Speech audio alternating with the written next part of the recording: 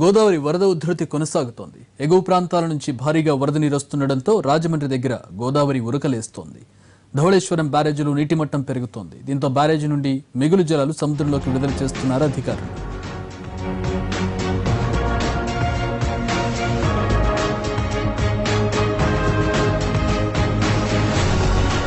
గోదావరి వరద ఉధృతికి సంబంధించిన పూర్తి వివరాలను రాజమండ్రి నుండి మా ప్రతినిధి శ్రీనివాస్ అందిస్తారు. రాజమండ్రి వద్ద గోదావరి వరద ప్రవాహం ఉధృతంగా కొనసాగుతున్నది. ఎగువ ప్రాంతాల్లోంచి భారీగా వరద నీరు రావడంతో క్రమేపీ గోదావరి వరద నీటి మట్టం క్రమేపీ పెరగడం జరుగుతుంది. ఇక్కడ రాజమండ్రి పుష్కర్ ఘాట్ దగ్గర చూసినట్లయితే అత్యధికంగా భారీగా ఎగువ ప్రాంతాల్లోంచి కురుస్తున్న వర్షాల కారణంగా అక్కడ ఎగువ ప్రాంతాల్లోంచి భారీగా వరద నీరు వచ్చి చేరడం జరుగుతుంది. దీంతో వరద ప్రవాహం నిన్నటి మీద చాలా అత్యధికంగా వరద ప్రవాహం కొనసాగుతున్నది. నొరగలు కక్కుకుంటూ ఈ దిగువ ప్రాంతానికి చేరుకోవడం జరుగుతుంది. అయితే దీంతో చూసినట్లయితే ధవళేశ్వరం బ్యారేజ్ దగ్గర ప్రస్తుతం 9.4 అడుగుల వద్దకు గోదావరి వరద నీటి మట్టం చేరుకోవడం జరిగింది. అలాగే బ్యారేజీ దగ్గర మొత్తం 175 గేట్లను కూడా ఎత్తివేసి మొత్తం చూసినట్లయితే అక్కడ 5,69,000 క్యూసెక్కుల నీటిని సముద్రంలోకి విడుదల చేయడం జరుగుతున్నది.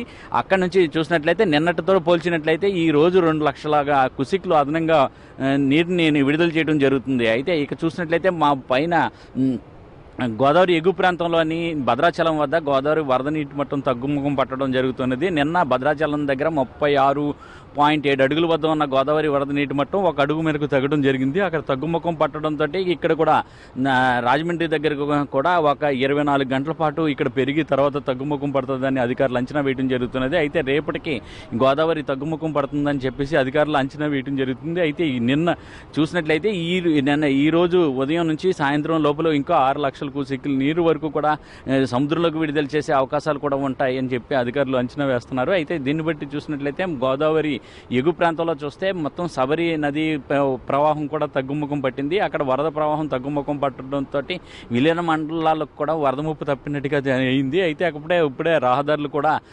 తేరుకోవడంతో నీరు అంతా కూడా లాగేయడంతో మొత్తం రహదారులు కూడా ఏర్పడనీయటం జరిగింది. అయితే గత 4 రోజుల నుంచి బంద్ అయిన రహదారులు బంద్ కావడంతో ప్రజలు చాలా ఇబ్బందులు పడ్డారు. ఇప్పుడిప్పుడే తేరుకోవడంతో వాళ్ళందరూ కూడా మళ్ళీ రాకపోకలు కొనసాగించడం జరుగుతున్నది. అయితే ఇంకా గోదావరి లంక గ్రామాల్లో చూసినట్లయితే ఇక్కడ సీతానగరం మండలం ములకల లంక దగ్గర చూస్తే అక్కడ ఇంకా వరద నీటి మట్టంలోనే కొనసాగుతూ ఉన్నది. అక్కడ ఇంకా పడవల సహాయంతో ఒడ్డుకు చేరుకోవడం జరుగుతున్నది. అలాగే విధంగా కొన్ని గ్రామాల్లో చూసుకున్నట్లయితే ఇక్కడ గోదావరి లంకల్లో వాళ్ళు కూడా లాంచీల సహాయంతో ఇక్కడ ఒడ్డుకు చేరుకోవడం జరుగుతున్నది. అలాగే నిత్యావసర వస్తువులు కొనుక్కుని మళ్ళీ తిరిగి వెళ్ళే పరిస్థితి నెలకొంటున్నది.